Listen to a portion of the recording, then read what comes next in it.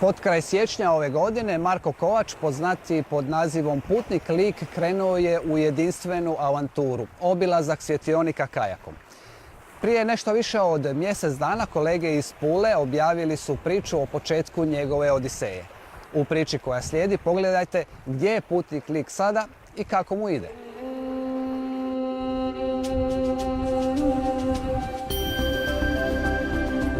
Ni svi Zadrani ne znaju da se svjetionik na Puntamici zove Oštri rat. Marko zna, jer ima posebnu sklonost prema ovim osebujnim građevinama. One su iz 19. stoljeća i stvarno su remek dijelo arhitekture. Danas da neko napravi svjetionik kao na nekim mjestima poput Blitvenice, Palagruže, Tajerske Sestrice i slično, to bi koštalo milijune i milijuni, nikad se ne bi napravilo na taj način. Tako da stvarno su remek dijelo i bogatstvo kulturne baštine. I zbog toga ih je odlučio obići baš sve. Danas nemaju svi svjetionici posadu, no ako ima koga, Putnik Lik uvijek se najavi. Tako da me svaki svjetioničar dočeka, pomogne ako je potrebno izvući kajak ili nemaju svi plažu, nego ima samo mul i onda treba ipak kajak koji ima 70 kila sigurno. Težak je dosta pa mi daju ruke, ali sve manje svjetionika sa ljudskom posadom jer nažalost automatizacijom svjetionika svjetioničar je izgubio toliku važnost. Svjetioničari su duša svjetionika. Oštri rat nema svjetioničara, no ima domara. Već neko vrijeme dan je u koncesiju za turističke svrhe. Jako mi je drago da je dalje neko misli na svjetionike. Ovaj svjetionik je izgrađen 1899. obnovljen 1956. Jedan od rijetkih svjetionika koji je u gradovima.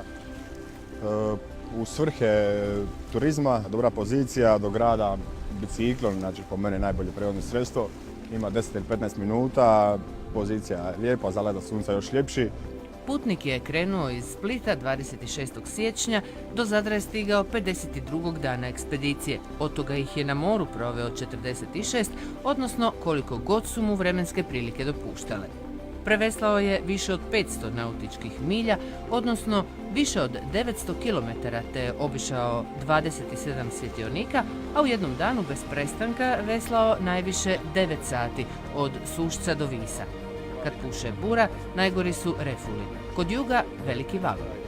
Sada jedva čekate da završite i govorite sljedeći put neću ići. Ali nažalost more uvijek izgleda sa kopna manje opasno nego što je kad se nađete usred kanala. A onda u kajaku nema nikakvih izlaza niti odustajanja, nego se jednostavno mora izdržati. Prije nego što ga pustimo odveslati zadnji dio današnje etape, provjerimo opremu. Obratite pozornost, Lik Putnik bi mogao držati i tečajeve iz pakiranja. Ima svega, i hrane, i pića, šator, zimska vreća, madrac, elektronika poput drona, fotoaparata, GoPro, pa onda imam čak i knjige dvije, imam i laptop, roba, uvijek vode imam. Tako da ima stvarno svega, začudili bi se kad bi vidjeli šta sve stane. Barem jedan svjetioničar se iznenadio kad je vidio koliko stvari stane, odnosno pića. Tako mali kajak. Aha, i pića. Treba nositi i piće za gušt kad se tako na malo osamljenim otocima. Jer treba u svemu tome zapravo uživati. Tako je, jer ovo prije svega nije nikakvo, ajmo reći, natjecanje, niti dokazivanje, nego prije svega guštam i zato baš na svaki svjetionik stanem, malo poslikam, istražim, provedem minimalno 2 sata na svakom svjetioniku, a tamo gdje ima svjetioničar najčešće i prespavam. S obzirom na količinu materijala koju je putem snimio, nakon što Putnik Lik sljedeće zime obiđe i svjetionike Istre i Kvarnera, namjerava napisati knjigu, a jednog dana rado bi potpisao i dokumentarac, sve u svrhu promocije morskog kajakarenja. Ponovimo, Marko se ljeti bavi veslanjem i vodi turiste po otocima. Tad se kreće u uobičajenim rutama, pa zimu koristi za istraživanje onih koje nije prošao za svoj gušt. Je li opasno? Nije ako se pazi na prognozu i zna svoje mogućnosti. Eto, jednostavno. Ipak, krenete li njegovim stopama ili morskim brazdama, neka to za početak budu manje udaljeni svjetionici.